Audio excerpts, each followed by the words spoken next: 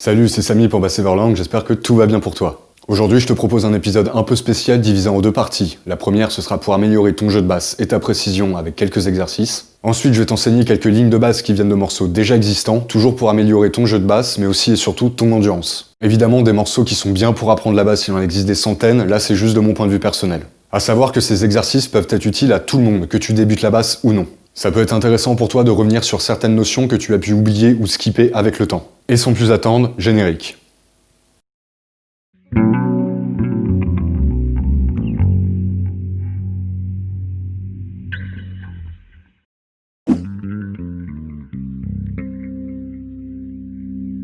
Ok, pour démarrer, je vais commencer par te parler de ta tenue et de ta position quand tu joues. Si tu joues en position assise, fais très attention à ton dos et à tes épaules.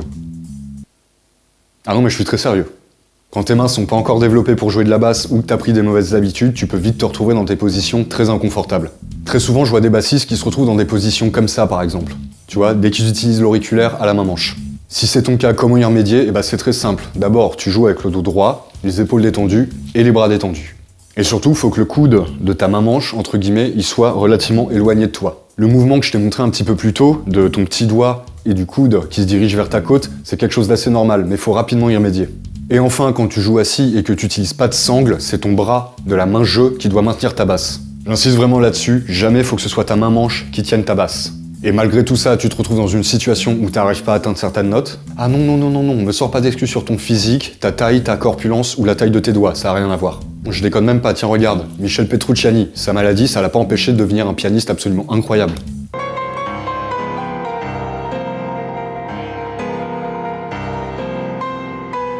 Tiens, et Juan Nelson, le bassiste de Ben Harper. Hein?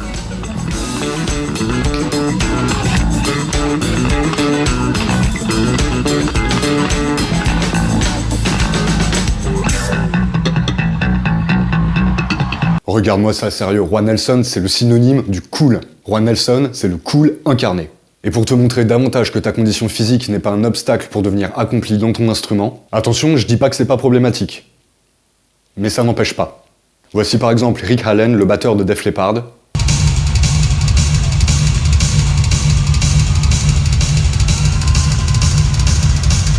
Le bassiste Bill Clements.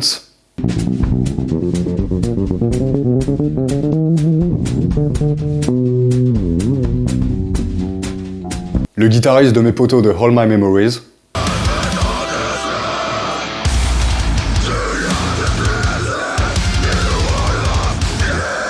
Et enfin, le bassiste et batteur Jack Thomas.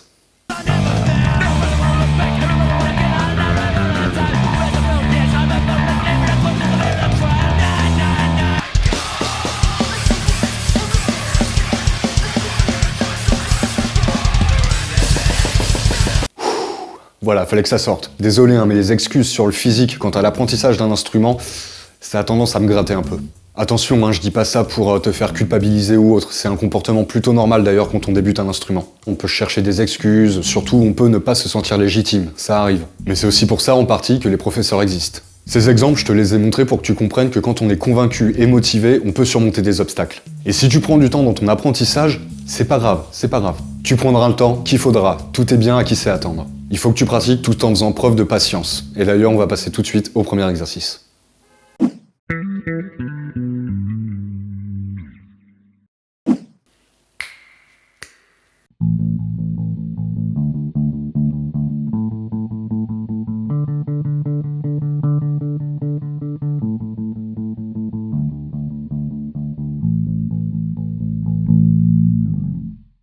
Alors pour ce premier exercice, tu as 4 points importants à retenir. Le premier, c'est que tu vas faire une sorte de faux barré avec ta main manche pour les premières notes. Ensuite, tu vas avoir besoin d'une alternance index majeur parfaite avec ta main de jeu. Tu dois le jouer en sens inverse, donc redouble d'attention pour ton alternance à la main de jeu. Et enfin, prépare-toi à l'utilisation du power chord.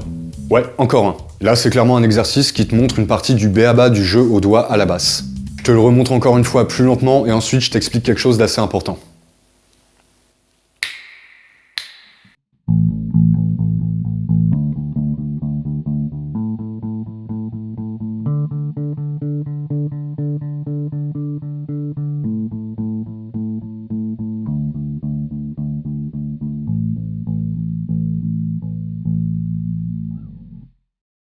Donc ce point très important, voire même fondamental pour le jeu au doigt à la basse, à la main de jeu, c'est à buter. Combien de bassistes ai-je rencontré dans ma vie qui n'avaient pas intégré cette notion fondamentale?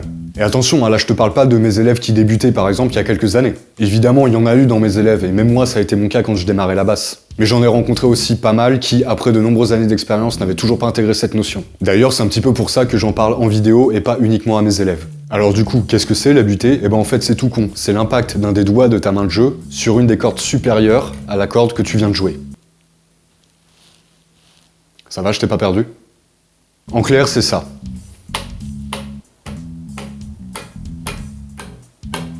Bon bah forcément, après ta quatrième corde, t'as rien derrière. Dans ce cas-là, l'impact il aura lieu soit sur ton pouce, soit dans le vide. Mais de toute façon, la butée, ça se pratique plutôt sur les trois autres cordes. J'en profite d'ailleurs pour te donner une de mes notions essentielles que je t'invite tout de suite à retenir et à intégrer. Une bonne butée te permet l'assurance d'un bon jeu, et une bonne assurance de toi-même te permet aussi un bon jeu. Non, pas de cérémonial pour cette fois, je suis un peu plus sérieux. On passe à la suite.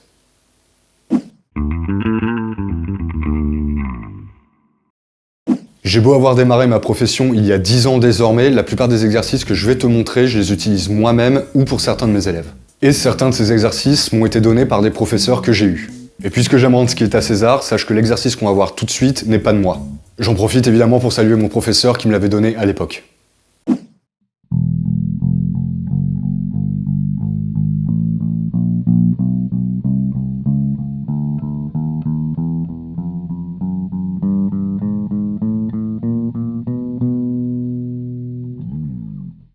Cet exercice que je viens de te montrer, c'est moins une ligne de basse qu'un exercice d'échauffement.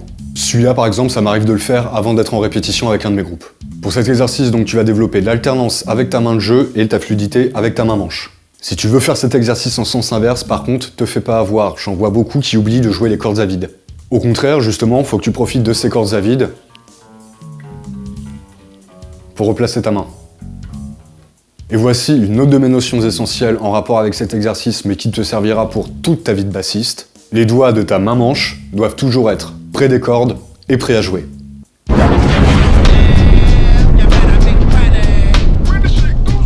Cette notion, elle vaut surtout si tu te projettes professionnellement dans le monde de la basse. D'ailleurs, c'est souvent plutôt facile pour le sens aller, mais alors pour le sens retour, c'est déjà une autre histoire. Enfin, il faut pas que tu hésites à légèrement aplatir les doigts de ta main manche pour étouffer certaines cordes. Du coup, je te remontre et on passe à l'exercice suivant.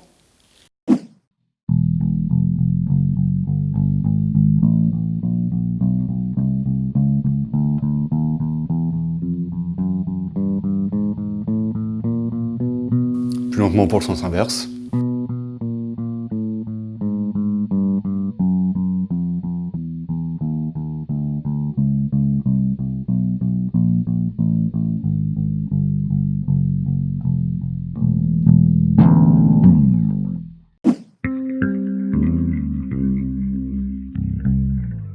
Alors maintenant, pour cet exercice qui est aussi un échauffement, je reprends celui qu'un de mes anciens professeurs m'avait donné il y a longtemps et je l'ai un petit peu modifié pour cette vidéo. Donc voilà, là je te présente ce qu'on peut appeler une gamme en escalier. Ici on est en mi mineur et l'idée elle est abordée de la sorte. Tu vas considérer cette ligne comme des cycles de 4 notes. Et enfin, tu vas considérer que pour chaque cycle, tu fais 4 notes en avant et 3 notes en arrière. Donc en bref, un cycle démarre sur la deuxième note du cycle précédent.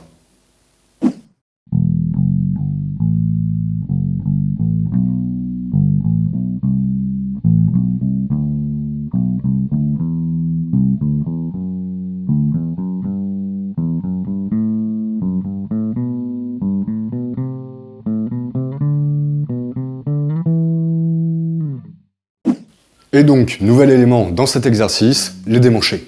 Alors le démanché, en gros, j'en ai fait un sur la fin, c'est quand tu changes le centre de position de ta main manche. Oui. Ça m'amène donc à te donner une nouvelle notion fondamentale à intégrer. Tes pouces, même s'ils jouent pas de notes, ils sont tout aussi importants que tes autres doigts. Surtout le pouce de ta main manche. C'est en partie aussi grâce à tes pouces que tu vas avoir un jeu de basse beaucoup plus précis. Je vais te le montrer une dernière fois d'une traite sans prendre en compte cette histoire de cycle. Sache que cet échauffement, de base, il est vraiment très complet, tu pourras t'en servir toute ta vie. Par contre, évidemment, pour que cet échauffement il soit vraiment efficace, faut que tu l'apprennes par cœur. C'est parti.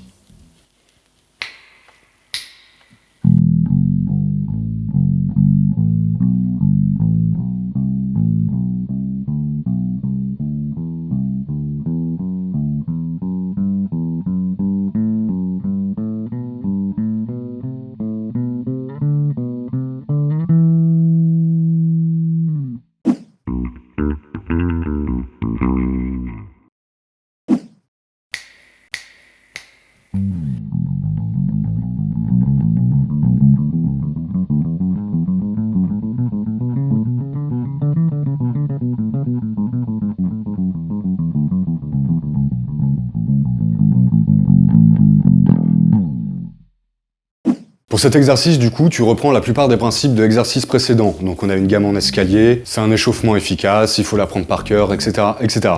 À la différence près que dans cet exercice, tu vas davantage étirer les doigts de ta main manche. Ici, on a une gamme de mi majeur avec une septième diminuée, le ré bécard, et l'idée c'est vraiment d'écarter le plus possible tes doigts. Tu vas donc développer l'écart entre les doigts de ta main manche. Alors il y a des chances pour que t'aies pas les doigts aussi longs que moi, mais t'inquiète pas, c'est pas grave du tout. La solution, elle peut se trouver dans ton poignet. Il suffit que tu fasses un léger mouvement pour rejoindre les notes. Et surtout, tu fais très attention à ne jamais couper la note précédente.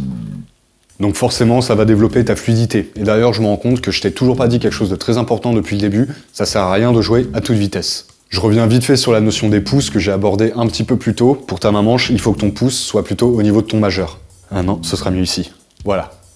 Si tu laisses tout le temps ton pouce derrière ton index, déjà tu vas te faire mal et en plus il y a des notes que tu pourras pas atteindre. Et enfin, quand tu connaîtras cette ligne de basse par cœur, je t'invite à plutôt jouer avec le pouce de ta main de jeu sur la corde de mi plutôt que sur le micro. Bon, par contre, tu feras ton changement de position après le dernier si bécard, quand tu auras plus de notes à jouer sur la corde de mi. Je te le remonte une dernière fois, évidemment je vais le faire beaucoup plus lentement que tout à l'heure, et faut pas que tu hésites à faire de même quand tu pratiques.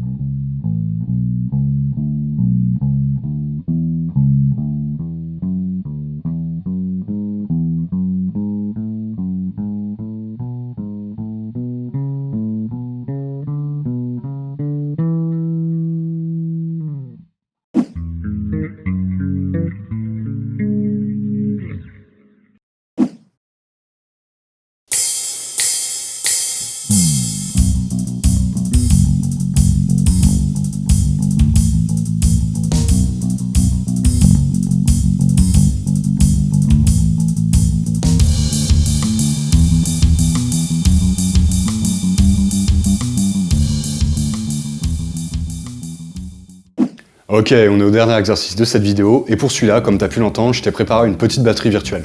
Dans la description de cette vidéo, tu trouveras des liens qui t'amèneront vers des vidéos non répertoriées pour que tu aies accès à ces batteries virtuelles. Comparé à ici, par contre, les batteries virtuelles des vidéos non répertoriées sont plus longues, elles sont doublées. Comme ça te permettra de beaucoup mieux travailler tes transitions. Pour cet exercice, il faut que tu prennes en compte absolument tout ce que je t'ai dit depuis le début de cette vidéo. Et si tu as besoin d'un petit récapitulatif, aucun problème, il suffit de demander. Là, cette ligne de base, dans cette démo, je te la montre quand même de manière très mécanique.